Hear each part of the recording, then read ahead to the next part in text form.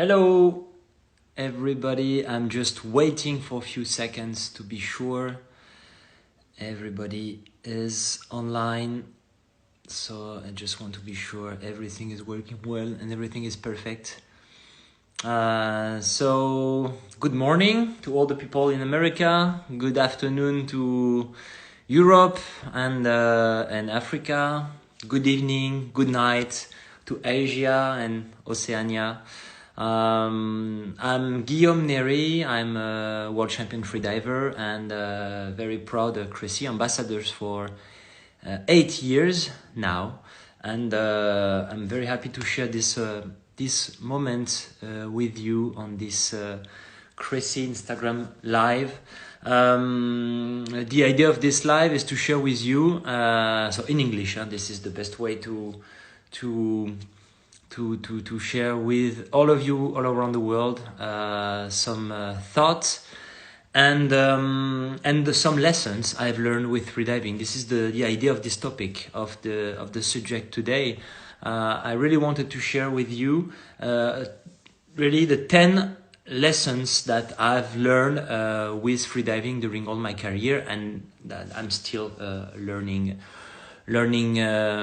today in my everyday life.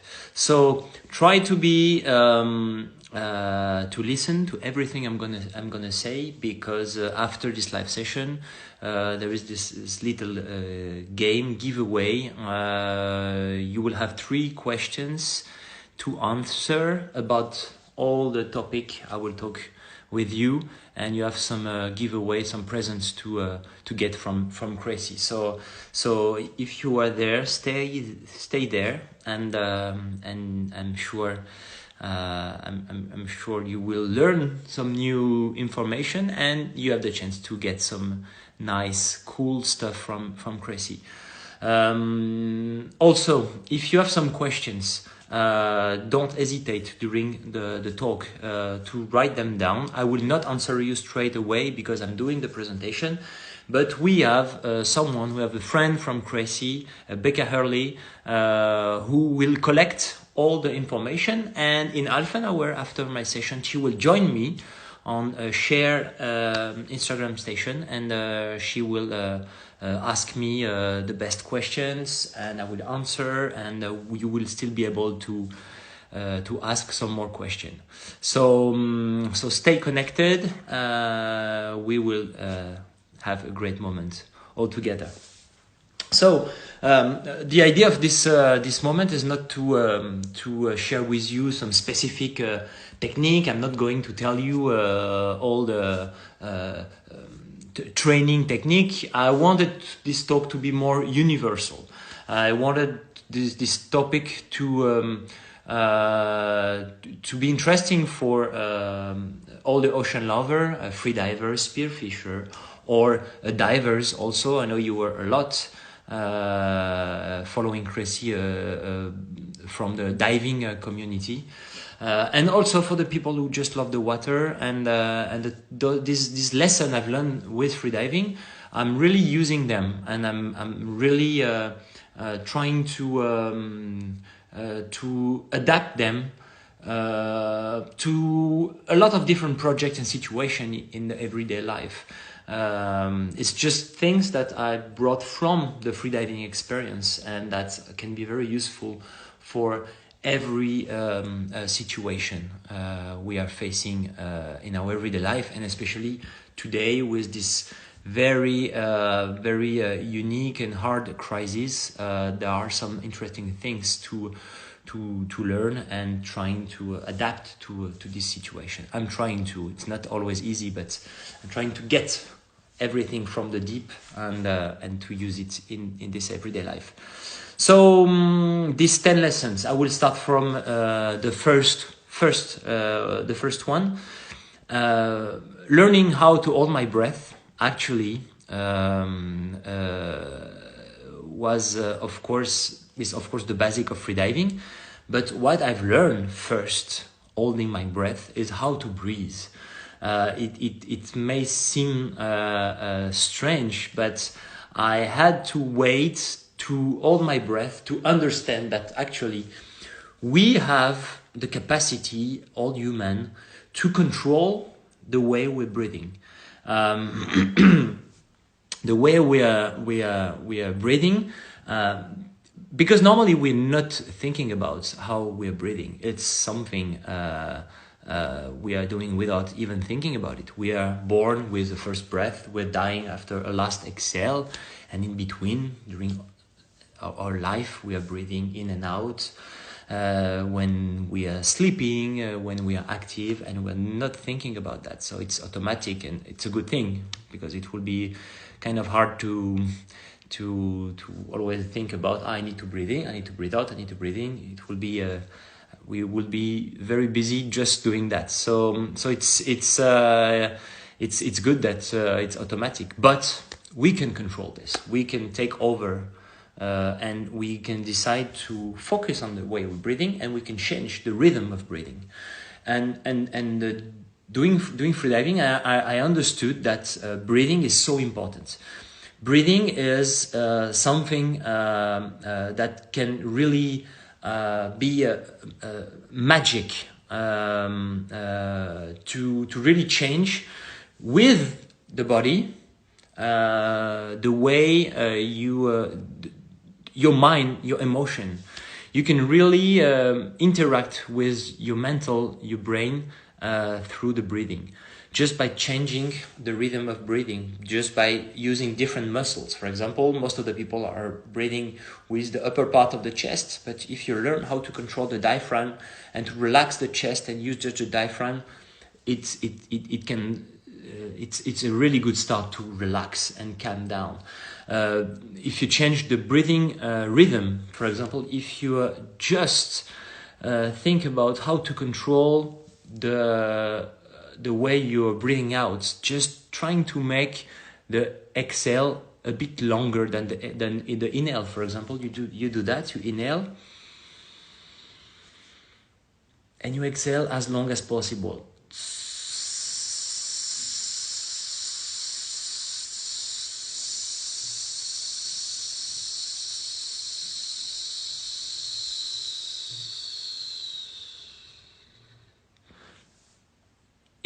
You just stay in the comfort zone. You are not trying to push as much as possible, but just doing that, you will see instantly that you can really calm down and be more in peace.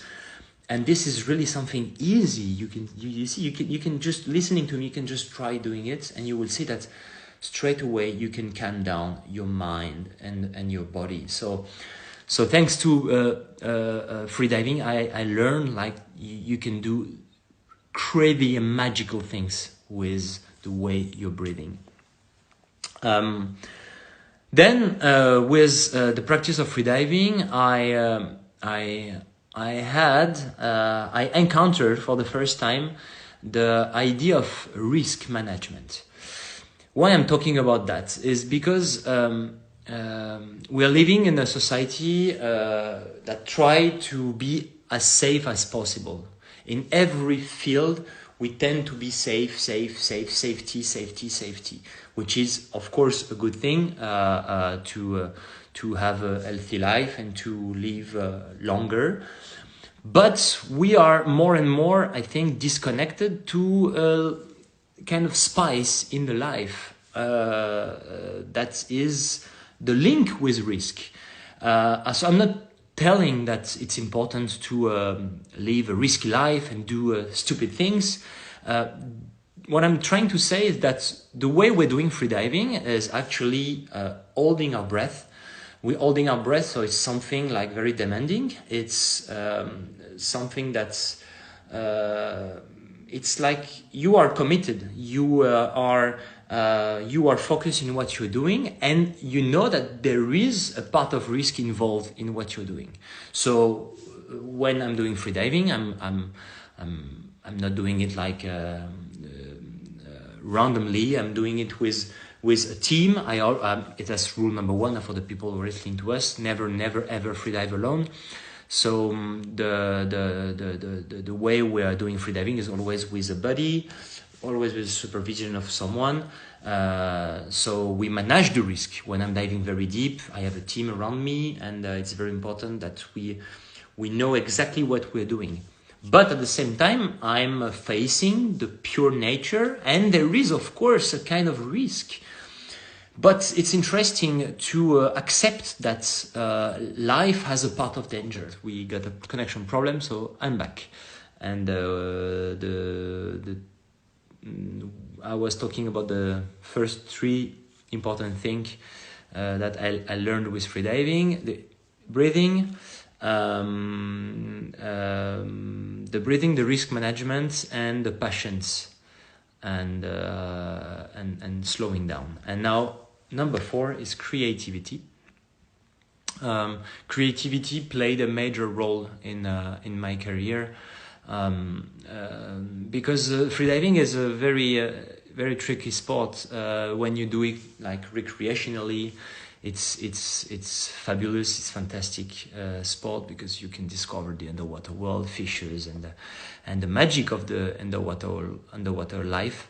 But when you start competing and when you start trying to redefine your limits, you have to train, and when you train, it can be sometimes hard, and it can be boring because it's all about numbers, seconds or distance or depth.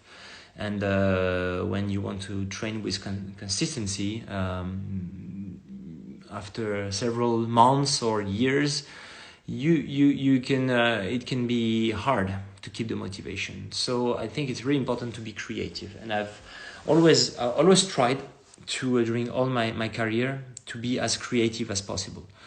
Trying to go out of my comfort zone and trying new things. I was lucky to start freediving in a time 24 years ago when freediving was not famous, was not developed. The only thing we knew was the movie The Big Blue from Jacques Mayol and all the records of Umberto Pellizzari.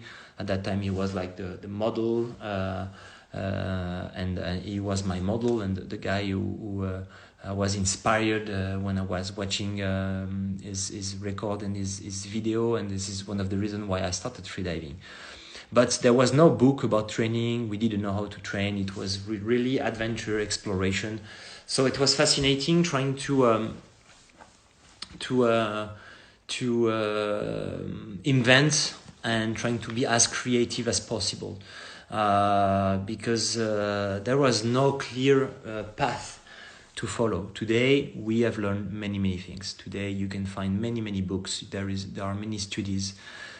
So it's easier to train, but at the same time, I love this period when you have to invent everything. So I really try to be as creative as possible, and that's really helped me to stay motivated and to find the pleasure years after years.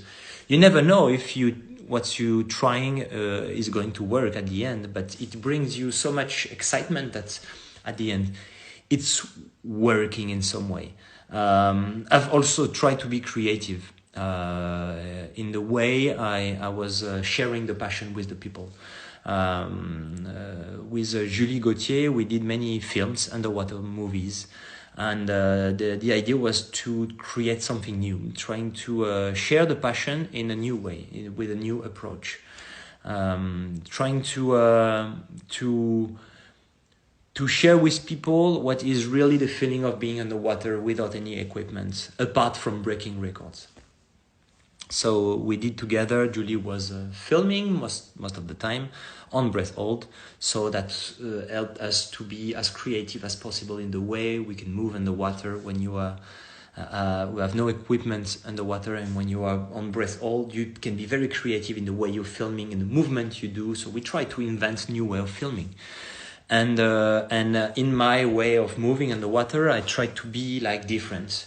No fins, walking, running, climbing, flying, jumping underwater, because I really wanted to share my vision as a human, and not as a diver or as a free diver, but really as a human, trying to have the same behavior underwater that what I can have on land.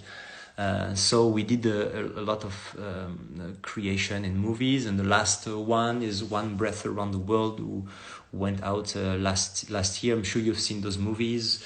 It's a movie, it's a journey when I'm traveling the world underwater as an explorer without fin, with a Cressi free wetsuit, and discovering a lot of different landscape as if it was on one breath, like a journey underwater.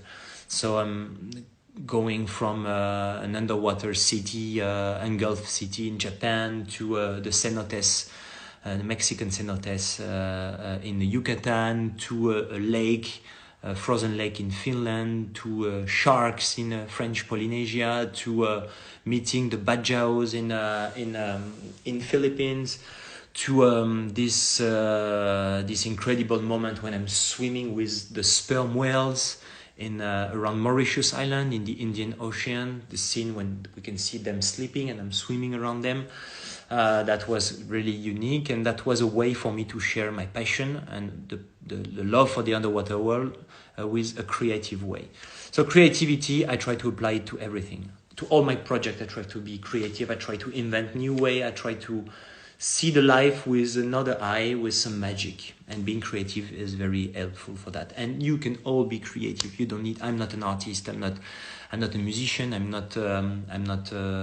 never done drawing, music, or everything. When I was young, I just decided to try new things, and this is how you become creative at the end. And this is maybe what can make you an artist, even doing basic things, the way you're cooking, the way. And the period we're living today is a very good moment to trying to be creative. So yes, don't be scared to be creative. Everybody can be creative. Number 5, rule number 5, not rule, but lesson number 5. I really learned with freediving how to behave with a group of people, how to create a human adventure. I was doing more before freediving, a lonely sport. I was cycling, I was running in a mountain. I was not doing a collective team sports. And freediving, when I started, I was really thinking that it's something like you do alone by yourself. But no, when you do freediving, you learn how does it work to create a human energy all together. Why? Because you cannot dive alone. I said it a few minutes ago. You have to have your team with you. But because we are a small sport, we are training all together. There is no one guy. I'm not the guy who is paying everybody to make my safety. We are a lot of athletes, and we go together on the same boat. And we need to share our passion and our time to help each other to make this adventure happen. If someone is going to the boat and is thinking only about his comfort, about his performance, it's not going to work. Because if everybody is doing the same, nobody can do the safety to the other, and the group is disappearing. Everybody that goes in the boat with us need to come to make his performance, but to give as much as possible energy to the others. Everybody can help somehow. And generosity is really the key. I really learned that with freediving. When you're at school and you always learn about this idea of competition, being the best and everything. So yes, of course, this is part of the competition. I've tried to break records, to be the best. But the way you're building this and the way you can improve your performance is only with generosity and giving your energy and your time also to the others. And you have a moment for you and you're diving, and the other one are safetying you. But as soon as you're done with your performance, you become part of the safety and you help the other to achieve what they're doing. This is really solidarity and working together. And this is so important. And in the challenge we're facing today, be together is really something important, and that matters. The point number 6 is how freediving taught me that letting go is very important. In all the sport I was doing before, and you learn about the challenge, fighting when it's hard, the competition and struggling, and yes, of course, it's part of the thing. It's part of the training. It's part of the every any kind of sport you're doing, but freediving taught me that sometimes you need to learn to accept. You need to accept things. Things are what they are. And when I'm diving deep down and when it's cold, when the pressure is huge, I cannot fight. I cannot fight the immensity and the weight of the ocean and this huge pressure. The only thing I can do is to let go and accept. And it's the only thing that will allow me to reach my targets. If I try to create tension, if I try to fight and to go against the water, I can hurt myself. And that's very interesting, a very interesting lesson to learn, because in our everyday life, we are always losing too much energy because we're fighting for everything. I'm not telling you I'm not telling you not to fight. Of course, it's important sometimes to fight to get what you want, but you need to have a clear mind on where you can spend your energy. Is it worth it? Can you really change things? If you can change things, so fight for it. If it's clear that there is nothing you can change, then the only way is to accept. Because if you lose your energy to change something that cannot be changed, then you can create stress and you will be unhappy and you will lose a lot of time. So letting go, I really try to make it thanks to what freediving taught me. I'm not saying it's easy. Even today, even in my everyday life, I'm facing some challenges, and sometimes I'm trying to accept, to let go. It's not easy. And sometimes I'm struggling and I want to go against and fight, and I realize it's not working. So it's really thanks to freediving, I'm trying to always get my attention to what I can change and no more. The point number seven, it's living the present. When I'm diving, when I'm going very deep, and when I'm on the way down, it's very easy to live the present. I'm really focused on everything happening in my body. I'm closing my eyes. I mean, sometimes I'm opening my eyes, but I focus on the chest and the pressure on my chest, on the speed of the water, on my face, on my hands. I'm really living every second like I'm here and now. But when I'm coming back up at the surface, it can be harder, because on the way up, most of the time my body wakes up. I feel this need to breathe. I can feel some pain in my legs because my legs are burning because of lactic acid. So the temptation is big to look at the surface to see where is the surface and if the surface will come. And that's a mistake I really have not to make. Why? Because if you when I feel this need to breathe, I'm around 80 meters, more or less. Now 80 meters, I'm still very far from the surface. And if I look at the surface to see where I am, I will see nothing, just blue. And I will start get into panic. And then if I'm getting into panic, I will use more oxygen and I will be more in panic. And wow, that's really something that we don't want during a dive. So there is really two rules I'm following on the way up. I'm not looking up to search for the surface, no expectation at all. And the second rule is I keep the same speed. I'm not accelerating, because when you start the need to breathe, the temptation is big to go faster. And when you do that, if you look at the surface or if you change your speed, it's because you're not in the present. You're just expecting the future to come faster. And then it's the best way to lose energy and to have an accident. So, two rules: not looking up at the surface and keep the same speed. And it's the same during in the life, we're sometimes facing very hard time, and we want to speed up to recover too fast, while sometimes it needs time, and you need to accept to go through the pain to have the best recovery. And if you want to recover too fast, you're missing something, and at the end you will not learn the lesson you need to learn from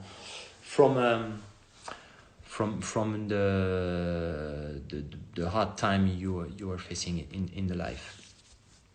The point number 8 is really a lesson I've learned like every day when I'm diving, is the humility.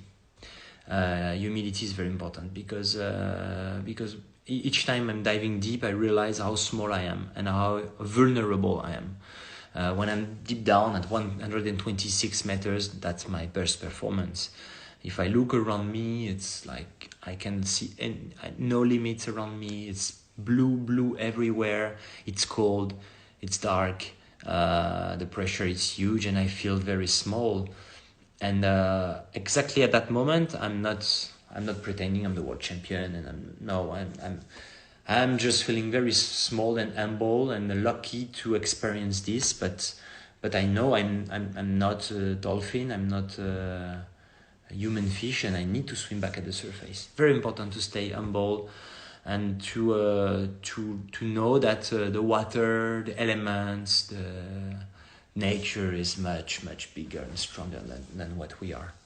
That's important to remind in the everyday life when we are thinking about all our problem, and we think that our problem are the biggest problem on the planet, and yeah, of course we all have our problem, but sometimes it's good to think about, okay, what we are, how short is life, how small we are compared to everything. That helps just you to take a little bit of distance with things. Oh, again, very easy to say, very hard to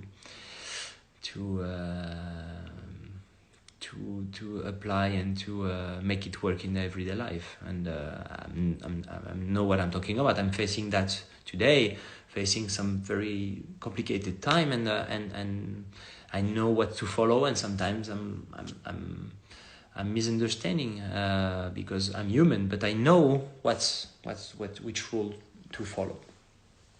The lesson number 9 is the intuition. I've learned with freediving how important it is to follow the intuition. First, during a deep dive. When I'm deep diving, it's very important, even if I have a plan, to sometimes just be aware about all the sign and everything that's happening in my body and in my mind. And sometimes I'm diving and there is something I'm not feeling comfortable about. It's a kind of intuition that today is not a good day. It's very important to be aware about that, because I think this is something we lost. This intuition, this connection with our thought or with nature, and I try to follow this intuition, and that is very helpful also in all the wildlife adventure I can do. Last year I was lucky to go in Antarctica. It was an incredible expedition, leaving Ushuaia with a sailing boat and going crossing the Drake Passage to Antarctica with a sailing boat, staying there for several weeks and coming back with the sailing boats. And the idea was to dive and to free dive with the leopard seal, the biggest seal on the planet. Very scary animal, because you can see a lot of images with the leopard seal, very big mouth, big teeth. So I was scared. I have to admit, I was scared. I was scared to jump in the water with them. And close to the end of the expedition, we finally found one to get in interaction. And the friend who was with us, the guide, freediver, photographer, Alex Voyer, told me, you will see.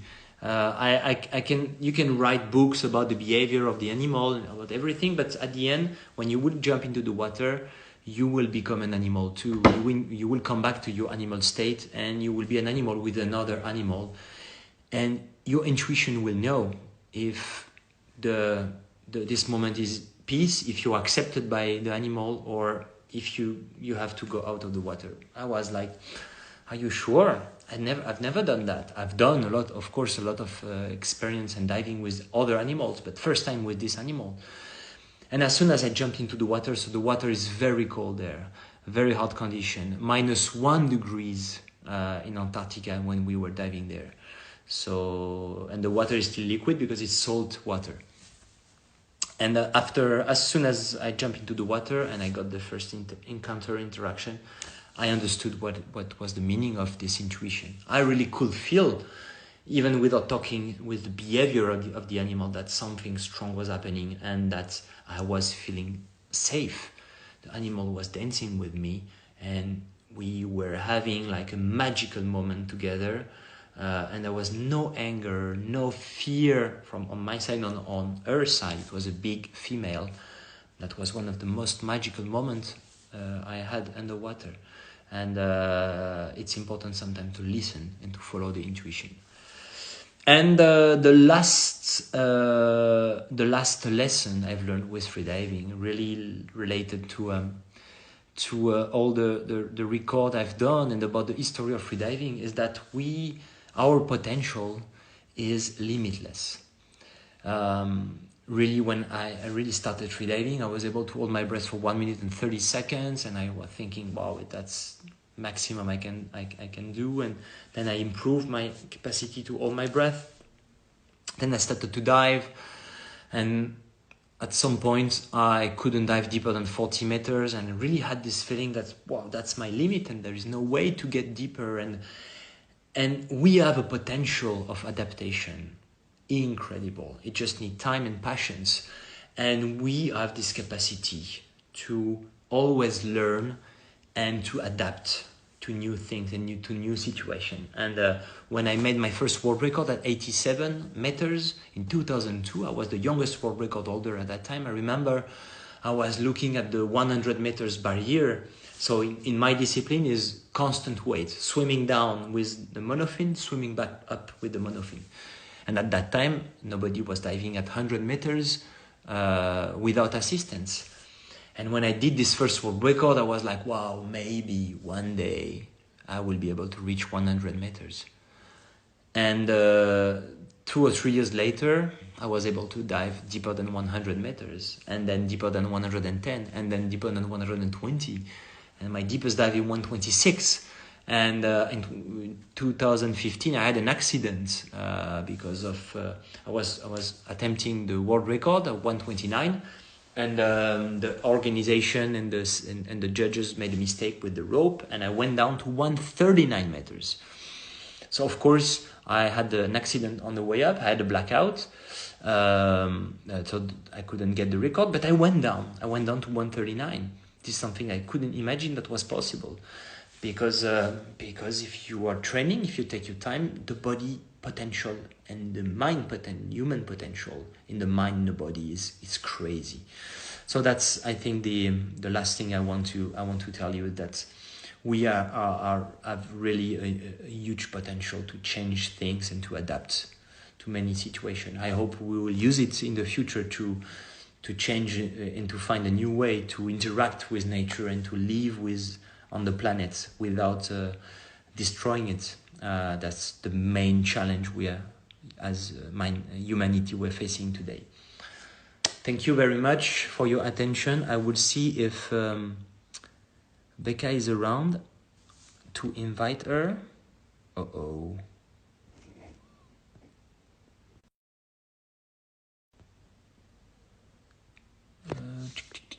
Yes.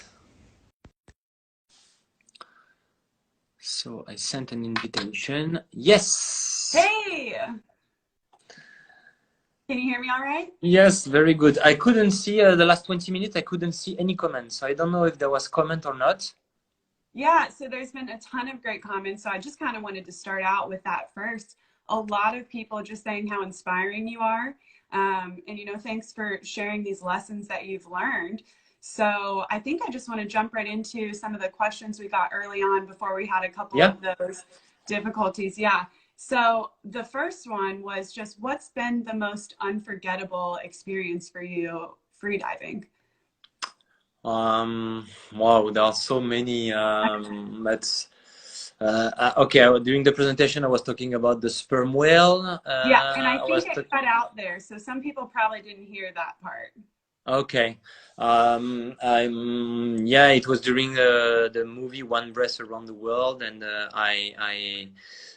we've been with our team in Mauritius Island to meet the sperm whale. Why the sperm whale? Because they are like the deepest, one of the deepest marine mammals. They are like very massive in the water. They are like incredible creatures, and we shot a lot of incredible images with them. But the last day we got like the magic encounter with a group of sperm whale. Some of them were sleeping like a stone without any movement, and we could get these shots of me going around them. It's part of the movie, and I think that was like really the most crazy and yeah, the craziest moment in the water. Even though if it was hard, because swimming with whales and with sperm whales is can be hard because you are moving a lot, you're using a lot of energy. So in terms of sensation, that was not the best feelings because I was like fighting and struggling with my breath hold. But the idea was to shoot these images. But in terms of wow, what the show was the most incredible show I could get from nature. Yeah, that's amazing. And the leopard seal encounter, there were a ton of comments about that, of just like how scary that must have been.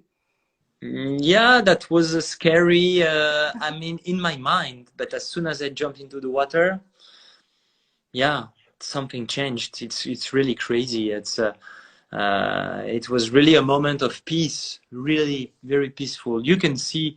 You need to go back on the Cressi Instagram page. There is a movie, a short clip made by one guy of the team by Behind the Mask, and there are some images we can see the encounter and the way we were swimming together, and you can really see on the images that it was very very peaceful. Yeah, so kind of speaking to that, there was also a question about meditation. Do you practice meditation for freediving technique? So it's funny because while I was doing freediving, like really when I was a competitor and I was only doing competition, I was not really doing meditation. I started meditation few months, years ago, but not for freediving, but Oh, okay. really for my everyday life, and to deal better with my thoughts, with my mind, with my mental. And the reason why it's very interesting is because I can find a similar state of mind during meditation than during a deep dive. It's easier for me to get in a state of meditation during a dive and on breath hold, but doing it like on land without the water is very interesting exercise to just connect yourself to the present moment, to here and now. And I think this is really the key of happiness, and it's really not always easy. Yeah, it's definitely a mind thing on land or underwater, right? I mean, that's the most powerful tool to freediving, you think? The what do you Your mean? mind, like controlling your mind or controlling your breath. Yeah. Of course, it's most of the people think that freediving is like 80% mental, and no, it's a lot about the body too. The way I'm training is really hard training. My body needs really to be adapted to those extreme conditions. So it's about also the body. But yes, if your mind is not ready, is not in peace, is not calm, it's impossible to achieve performance. We also had a question about training for cold water free dives. And are there different techniques that you use for that? I mean, there is no secret. Huh? You just need to go in the water and to train and to get this adaptation. I'm going in the water in the sea all year long in Nice for some swim without wetsuit. So some days when I'm doing training freediving, of course, I'm wearing my equipment, but I like to get the contact of like the pure contact with the water, and I'm diving. I'm swimming all year long, even in 12 or 13 degrees temperature water, without wetsuits. And sometimes I'm going in rivers or lakes, and I like to jump in the water and to take time to. It's really an exercise of controlling your mind. Like your body is like screaming, your mind it's terrified by this challenge, and really these ideas just to get back to the connection of breathing slowly, and that's the only way to control the breath and to go in. Yeah, so we're getting a ton of questions right now, actually, and someone just asked about freediving in freshwater versus saltwater. Is there a big difference for you in terms of training and preparation? I mean, for me, I'm 99% of the time I'm diving in the sea. Freshwater is for film or for fun. The difference is most of the time the freshwater is colder. Freshwater is not as clear as the sea, depending where. In the cenotes in Mexico, for example, the water is very clear, of course, but you cannot dive so deep. But in lakes, in the Alps, for example, no, I'm going just for fun. So the difference is really the salt and the buoyancy you have. So then you just need to adapt about the weight, and but you need to remind that in fresh water you are heavier. So if you go down and you feel like, wow, it's easy to go down, you need to think about the way up, and on the way up it's harder. With the same outfit than in the sea, you need to think that in fresh water it's harder on the way up. Okay, yeah, that's great advice. You talked a lot earlier for people who may just be joining about the creativity aspect of freediving and some of the films that you've participated in. Do you train differently for these underwater films than you do for a competition? And do you see one as more difficult than the other? It's really two different things, because for filming, breath hold is a tool to achieve a film, to achieve an artistic project. While in competition, breath hold is like the main focus. So the training is more or less the same. For filming, I need to train more the capacity of my body to accept bigger pressure, because most of the time I'm going down without air in my lungs, just to be sure that I'm not too buoyant. Because in all the movie I'm doing, I like to stick on the floor and to walk, or to jump, and in order to do that, I need to be heavy. So I don't want to have like tons of kilos on me.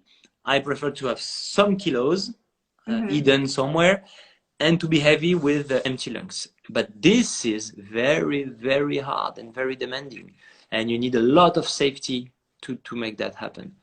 So yeah, I think that's something people don't realize, is the underwater filmmaking, the people filming, the people in it. It's a pretty strenuous task. I've been a safety diver before, and there's a lot of work and time that goes into that. Oh yeah. And it's very important to remember that even for a movie shot between 0 and 20 meters, you might think, okay, it's not too deep, but filming underwater requires a lot of energy, and it can be dangerous if you don't have safety. So we always have like a very good safety team to help us, because Julie, who is filming on breath hold too, That's so hard also, because when she's filming, she cannot just focus on the breath hold. She need to, all her body is tense, just to be sure the camera movement is smooth, that the camera is not moving. So all the body is in tension. So you lose so much air and energy. So even if you're filming at 10 or 15 meters, you might think, oh, okay, not complicated. No, it's so hard. It's so hard. Yeah.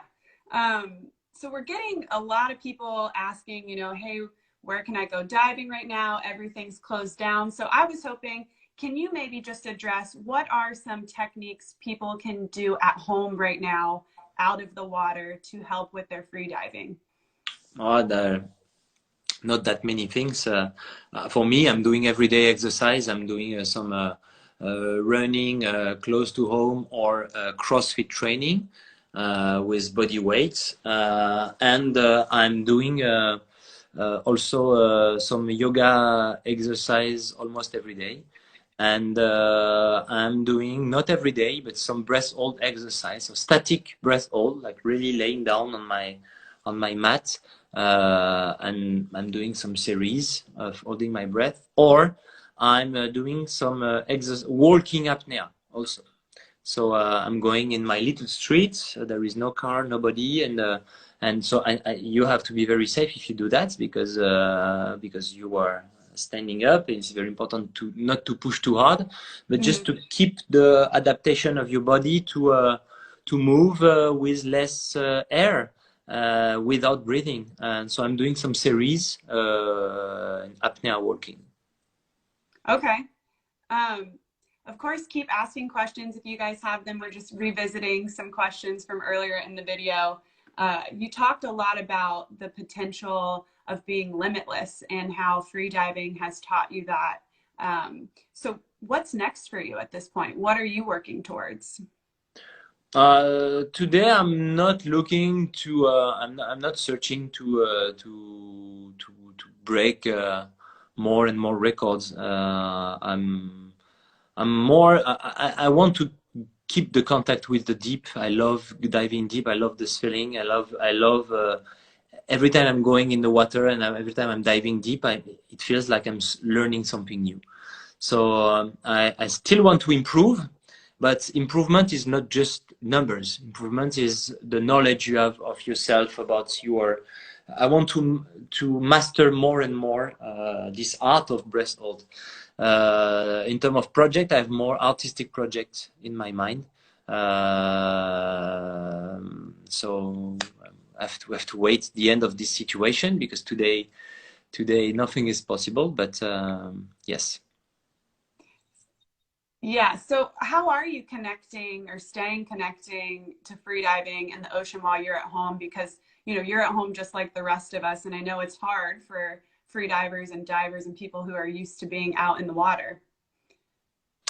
It's hard. So I'm lucky. I'm always. I don't know if I'm lucky or not, but I can see from far away from my window the sea. So in one hand, when one hand is good, but in the other hand, it makes it make the experience so frustrating, because I can see it's there, but I cannot go. Teasing you. Yeah, teasing me. So yes, it's a real challenge, real mental challenge. But I mean, it's okay. I'm not allowed to complain. I'm safe. I have some little space outside. I'm not stuck in a big city. I have some space inside also, so I'm not complaining. I know it's hard. It's hard for a lot of divers, but it's much harder for so many people all over the world. So I just feel grateful to have what I have.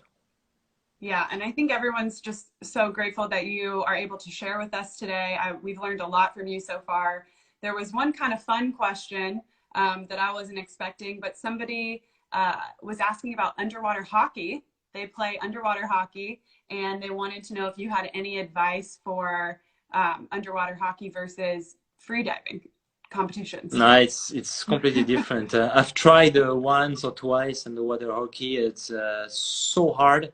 It's very different, like playing underwater hockey, than doing one performance, because So let's talk a bit about physiology. When you're doing underwater hockey, you're doing several short repetition of very intense dive, and you are resting at the surface while still active, very short time. So you have a huge level of CO2 in your body, and it's hard. It gives you headache. You always want to breathe underwater, while on one long dive, it's completely different. It's for me, for example, on the pool, I'm not very good in doing long distance, one dive very long, because it's another physiology compared to deep diving. But I'm very good in doing repetition very fast, very short dive. So I will be a good underwater hockey player, I think. Maybe that's what you should do next. You could start a team. I'm just going through all the questions that came in at the beginning to make sure I didn't miss anything.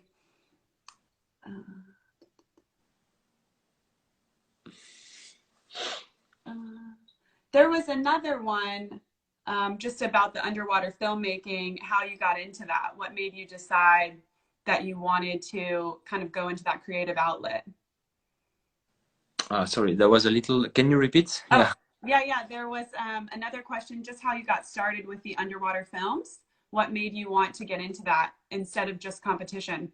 Yeah, it was really like by luck. I was doing a competition in Bahamas. So I was training to dive deep around 100 meters, and I had this camera with me, because I asked to my sponsor at that time, back 11 years ago, to help me to buy a camera so we could provide them with pictures and films, and so I had this camera, and there was something I love to do underwater, even without camera, is to jump from a cliff, underwater cliff, and pretend I'm flying underwater. So this is really something I was playing very often. And while in Bahamas, free diving in the deepest blue hole in the world, I found out that that could be the perfect landscape to make a movie and to film a flight into this hole, into the unknown. So I asked to Julie, okay, let's grab the camera, and I have an idea, and let's make a film. Let's try to make a short film. But it was really like to play. I was training in the morning, and in the afternoon we were grabbing the camera and to film, to shoot some images, and we put the images together, and we found out that we had like something very interesting, and we made the edit, and so the movie is free fall. You can find it on YouTube, Vimeo, Facebook, everywhere. It's for free. It's a short film, 4 minutes. And we put it on internet, and wow, on YouTube and on Facebook, and it became viral without our control. And we realized that, okay, we have some idea, and that can work. So that was the real beginning. Never had a lesson, and never learned. Really, it was a lot of intuition, and yeah. Yeah, can you go ahead and tell people who may be just joining where they can find your most recent film, One Breath Around the World? Yeah, all the movies, you can find them on my YouTube channel, Guillaume Nery. You can find also on my Facebook page. This is the number one film you will find, is this One Breath Around the World video. Yeah, more or less Vimeo, in the Vimeo channel also. It's really accessible to anyone for free, so there is it's very easy to find it. Great. Well, I'm just looking to see if we get any last minute questions here. But if not, I just wanted to say thank you so much, Guillaume, for taking the time to chat with us today and invite us to your live. This was a lot of fun. And for all the Scuba Diving Mag followers, make sure you go follow Guillaume and Cressi on Instagram, because they're putting out a lot of great content. And I think there's some more live streams coming up in the next week or so. Thank you. Oh, we got a last minute here. Where's your favorite place to dive in the world? I feel like that's a hard question for any free diver or diver to answer. Yeah, it depends on to do what. For deep diving, Mediterranean Sea, Greece or France, where I'm living, really the perfect place.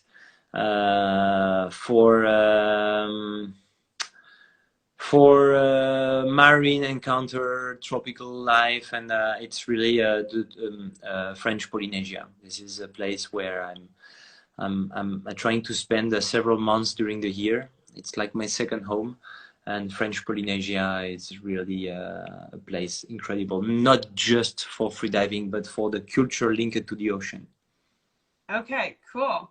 Well, thank you so much again. And I think you have some giveaways that you're going to do, right? Yeah, you will Okay. see some of the questions after this live for the people who could listen the presentation from the beginning. You will have all the answers. All right. Well, thank you again. This was a lot of fun. Thanks. Stay safe. Bye. Bye bye.